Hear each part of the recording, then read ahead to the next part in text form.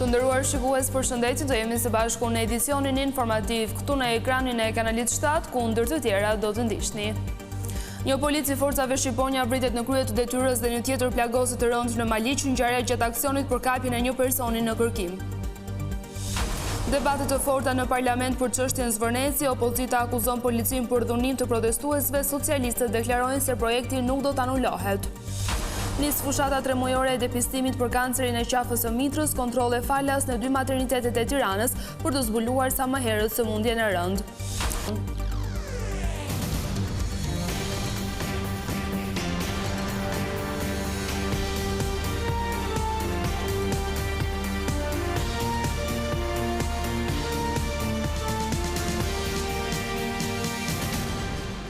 Vijojmë gjërësisht me lajmet. Një efektiv i forcave shqiponja është vrarë në krye të detyrës dhe një tjetër polic është plagosur rënd gjatë operacionit për kapjen e një personi në kërkim. Ngjarja e rëndë ndodhi në Maliq, ku policia shkëmbeu zjarr me 43 vjeçarin Violant Braçellari. Ky i fundit mbeti i plagosur dhe më pas është arrestuar nga forcat e rendit. Enea Mekolli, 34 vjeç efektiv i forcave shqiponja, humbi jetën mëngjesin në kësaj të enteje gjatë një operacioni për kapjen e 43 vjeçarit Violant Braçellari, i shpallur në kërkim dhe i dënuar me 10 vite burg për prodhim dhe shitje të lëndëve narkotike. Nga ngjarja e rëndë në fshatin Lozhan të Maliqit mbeti i plagosur edhe kolegu i tij efektivi Edison Adri, 36 vjeç. Autori i krimit fshihej në një stan dhe forcat e policisë shkuan për ta arrestuar pasi kishin rënë në gjurmën e tij. 43 vjeçari nuk ju përgjigj thirrjeve për t'u dorëzuar, por përkundrazi, hapi zjarr në drejtim të efektiveve, duke i marrë jetën Mekollit, babai një fëmijë të mitur dhe duke plagosur rënd Edison Adrin. Ngjarja e rëndë ka tronditur forcat e policisë. Historia nisi mbrëmjen e 3 qershorit, kur në komisariatin e policisë Maliq u paraqit Aleksander Kola, 32 vjeç, i cili tregoi se ishte kanosur dhe goditur me qytën e një arme automatike nga Violant Braçellari. Pas informacioneve se Braçellari fshihej në zonën e malit të Bodesës në fshatin Lozhan bashkë me nënën, policia organizoi operacionin për kapjen e tij. Ndër vite Braçellari kishte shpëtuar 4 herë operacioneve të Reneas dhe policisë së Korçës. Mëngjesin e kësaj të enteje, rreth orës 7, forcat e policisë rrethuan banesën pranë stallave ku dyshohej se qëndronte personi në kërkim. Ky i fundit refuzoi të dorëzohej duke qelluar me breshëri. Gjatë shkëmbimit të zjarrit ai mbeti i plagosur dhe më pas u arrestua. Një vit më parë, autori mendoi të ketë dënuar edhe një shtetas tjetër duke e tërhequr zvarr me kal për më tepër se 2 orë. Sipas dosjes gjyqësore, në shtator të vitit 2015, policia zbuloi prova që e lidhin atë me kultivimin, tharjen dhe transportimin e kanabisit.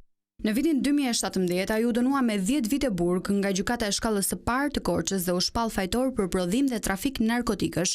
Ky vendim u la në fuqi edhe nga 2 shkallët e tjera të gjyqësorit, apeli si dhe gjykata e lartë, me një vendim të marrë në janar të vitit 2024. Polici i plagosur në Maliq është sjell me urgjencë në qendrën e traumës në Tiranë, ku ndodhet nën kujdesin e mjekëve. Ai është vizituar në spital nga ministri i Brendshëm dhe drejtori i përgjithshëm i policisë, të cilët premtuan hetim të plotë të ngjarjes. Efektivi i forcave shqiponja Edison Adri, që u plagos si pasojë e shkëmbimit të zjarrit në Lozhan të Maliqit nga Violant Braçellari, është transportuar me helikopter në spitalin e traumës në gjendje të rëndë. Njeriu ndodhet i intubuar me plagë në pjesën e qafës dhe të novullës, por mjekët shprehen se ndodhet në gjendje stabil. Pacienti është pritur në spitalin e Korçës, është stabilizuar aty, është aktualisht i intubuar, siç e patë erdhi me helikopter. Është bërë punë shumë e mirë nga kolegët e Korçës, ndërkohë që tani u fut menjëherë në brenda ambienteve të bllokut operator dhe po vlerësohet nga ekipi multidisiplinor me reanimator, kirurg oromaksilofacial, otojazër dhe kirurg përgjithshëm. Do dim t'ju themi më shumë për ecurinë në vijim, për momentin mund të themi vetëm që po bëhet maksimumi për të marrë rezultatin maksimal për shëndetin e pacientit. Efektivi i plagosur pas drejtorit të përgjithshëm të policisë Skënder Hita u vizitua edhe nga ministri i Brendshëm Besfort Lamallari. Duke i quajtur një ngjarje tragjike, Lamallari kërkoi hetim të plot edhe për mënyrën se si është organizuar operacioni për kapjen e autorit. Çdo situatë e tillë kërkon vëmendjen maksimale dhe një hetim të thelluar mbi përgjegjësitë disiplinore dhe ligjore për në menaxhimin e situatave dhe patjetër në komunikim dhe me drejtorin e përgjithshëm.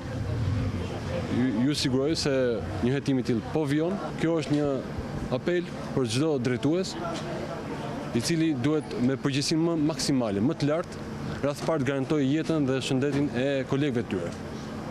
Dhe më pas është edhe koha për përgjegjësitë morale dhe ligjore. Më pas, ministri i Brendshëm shkoi në Korçë ku zhvilloi një takim me strukturat e policisë. Ngjarja ka ngritur dyshime mbi vlerësimin e rrezikshmërisë së 43 vjeçarit, i cili rezultonte person me precedent të mëparshëm penal dhe i kishte shpëtuar edhe operacioneve të forcave speciale Renea disa herë.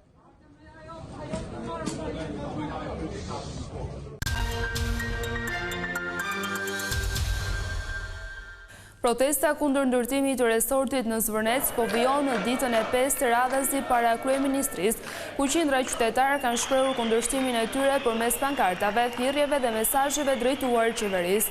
Protestuesit dëgjohen teksa brohorasin Edi Rama dorëhiqu, ndërsa të tjerë mbajnë pankarta me mbishkrimin si Atveu nuk është në shitje.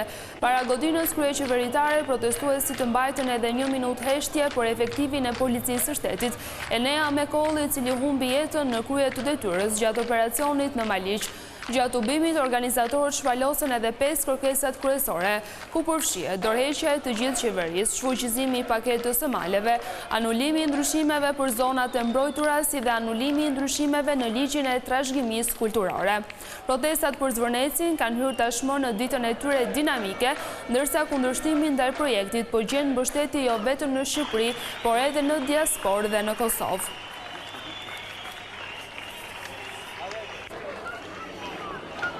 Çështja Zvërneci shkaktoi debate të forta edhe në parlament.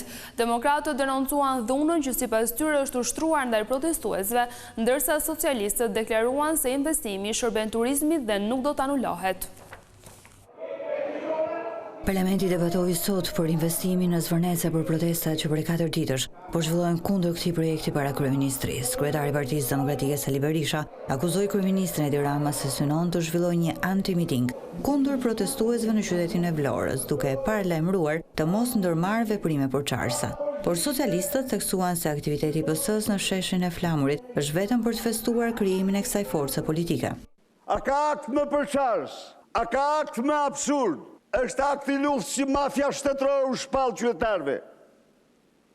Hiqni dorë. Anullojeni. Keni dërguar mesazh të gjithë punojësit e thjerit lushtjes të gjithë jugut. Një lloj si Ramizalia, që donte të na shpallte Republikën e Vlorës me vullnetarët e Enverit. Tani e vullnetarët e Edit. Diversionin tënd se nesër në Vlorë, pas kemi ne anti-miting, ne kemi një fest ditëlindje. Dhe populli i Vlorës është kryeqyteti i Partisë Socialiste. Në lidhje me investimin në Zvërnec, majoranca theksoi se ai do të bëhet pasi shërben Shqipërisë. Ai investim do të realizohet se Shqipëria nuk e ka as shansin, as luksin e keq të humbi këtë investim. Edhe Partia Demokratike beson se investimi në Zvërnec i shërben vendit, por po do thotë se qeveria duhet të respektojë direktivat e Bashkimit Evropian për mbrojtjen e mjedisit. Mbrojmë tezën që në përputhje me direktiven europiane Natyrë 2000 dhe që unë kam besim të plot se kjo direktiv është direktiv që plotëson të gjitha kërkesat e mjedisit. Në qoftë se hapat bëhen në përputhjen me direktivën europiane, unë mendoj se ato janë hapa të drejta. Berisha pati një mesazh edhe për protestuesit që mbrëmjen e së mërkurës hodhën parulla kundër opozitës në derën e selisë Partisë Demokratike. Çdo qytetar i lirë në opozitë ka të drejtë të hedhë sloganin që don, çfarë mendon, çfarë thot. Kurse tipat e stisur si opozitë e opozitës, ata janë mjerimi i politikës. Prej së dielës çdo mbrëmje mijëra protestues kanë mbushur bulevardin dëshmor të Kombit përballë godinës së qeverisë duke kërkuar anullimin e projektit në Zvërnec dhe dorëheqjen e kryeministrit Edi Rama. Protestat e zhvilluara kundër investimit të planifikuar në Zvërnec kanë sjellë ndryshimet e para në terren.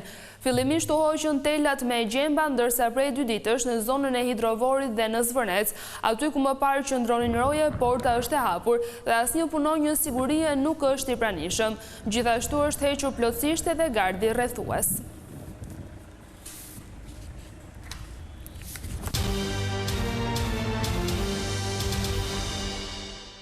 Biznesmeni Pollum Gjoka u vetëmbrojt para gjykatës duke mohuar kategorikisht pjesëmarrjen e tij në krim të organizuar.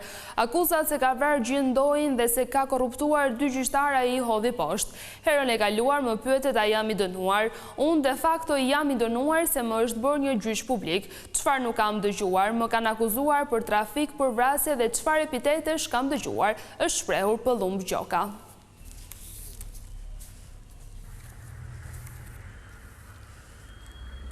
Konfirmimi i raportit të IBAR për Ministrin e Drejtësisë Toni Gogu dëshmoi se reformat kyçe po japin rezultate.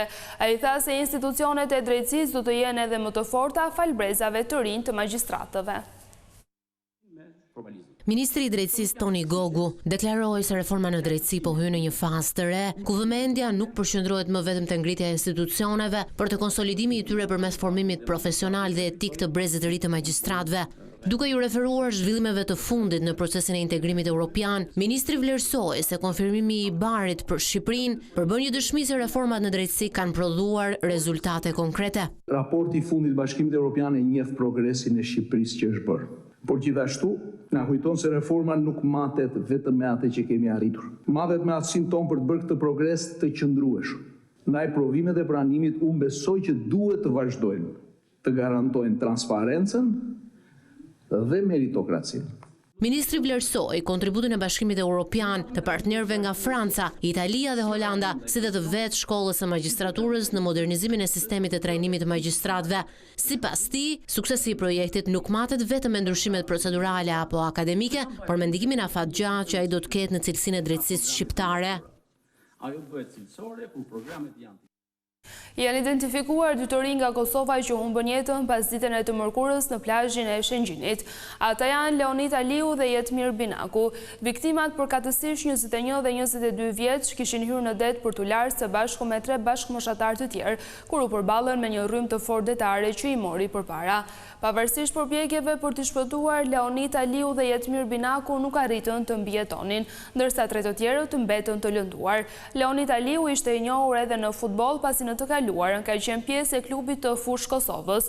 Ngjarja e rëndë ka tronditur opinionin në Shqipëri dhe Kosovë, ndërsa ngushëllimet për familjet kanë ardhur nga drejtuesit e shtetit në të dyja vendet.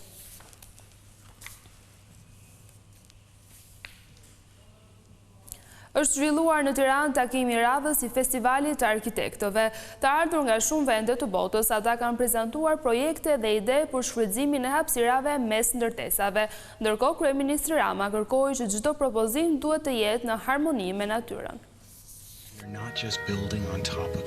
Arkitekt nga gjithë bota u mblodhën në Tiranë në edicionin e dytë të festivalit Bread and Heart. Tema e eventit, peizazhe të Bollëkut, e vendos fokusin nga ndërtesat e izoluara tek hapësirat midis tyre, peizazhet, ekologjinë, infrastrukturat dhe sistemet e gjalla që formësojnë Shqipërinë.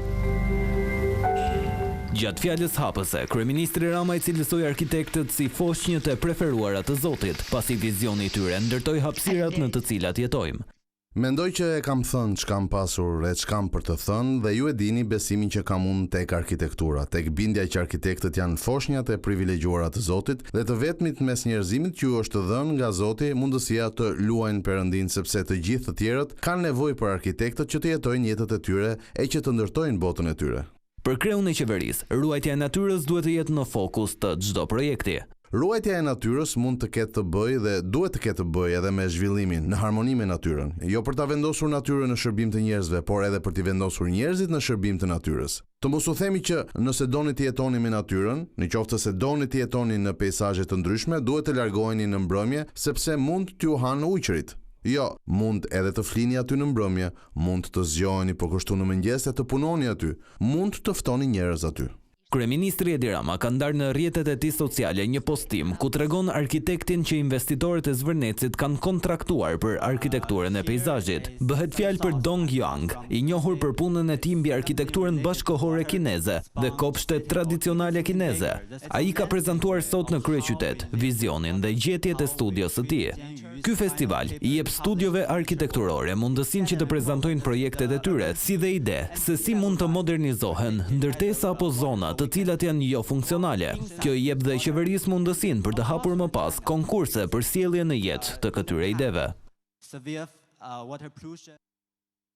Zbulimi në kohë i kancerit të qafës së mitrës dhe parandalimi i pasojave në shëndetin e grave është qëllimi i fushatës 3 mujore të depistimit. Gratë dhe vajzat nga mosha 35 deri në 55 vjeç do të kenë mundësi të kryen kontrollet falas në të 2 maternitetet e Tiranës.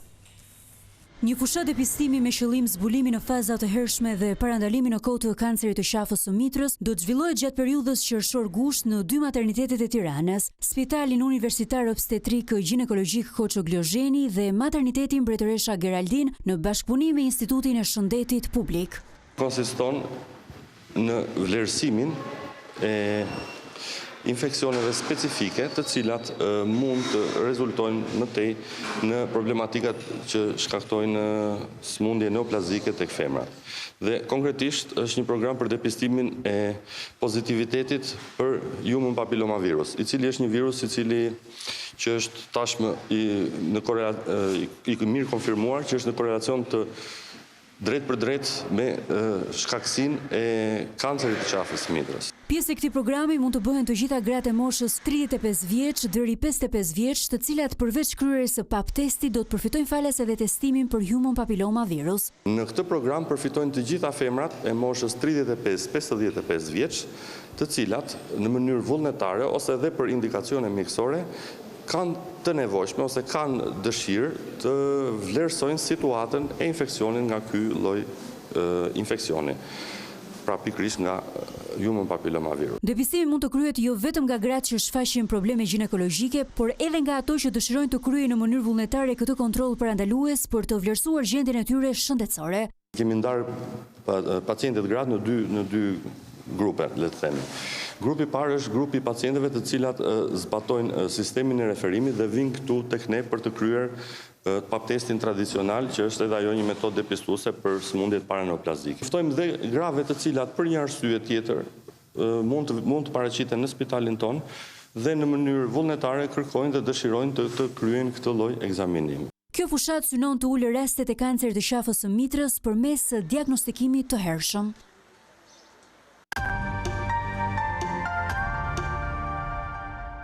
Vajzat konkurrente të Miss Shqipëria vijuan turin e takimeve në qytetin piktoresk të Kastorias në Greqi. Ata kanë vizituar disa nga vendet më të bukura të zonës, e po ashtu janë pritur edhe nga drejtuesit e bashkisë. Dita e dytë e qëndrimit të delegacionit të Miss Shqipëria në Kastoria u zhvillua mes historisë, kulturës dhe mikpritjes së ngrohtë greke.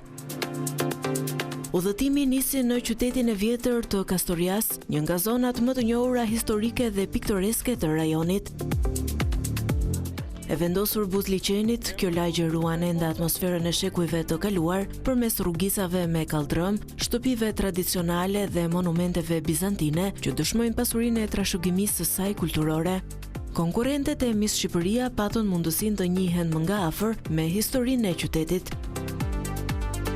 Vizita vijoi përgjatë shëtitores buzliqenit, ku prania e vajzave tërhoqi vëmendjen e turistëve dhe banorëve vendas, të cilët i pritën me dashamirësi dhe mbështetje.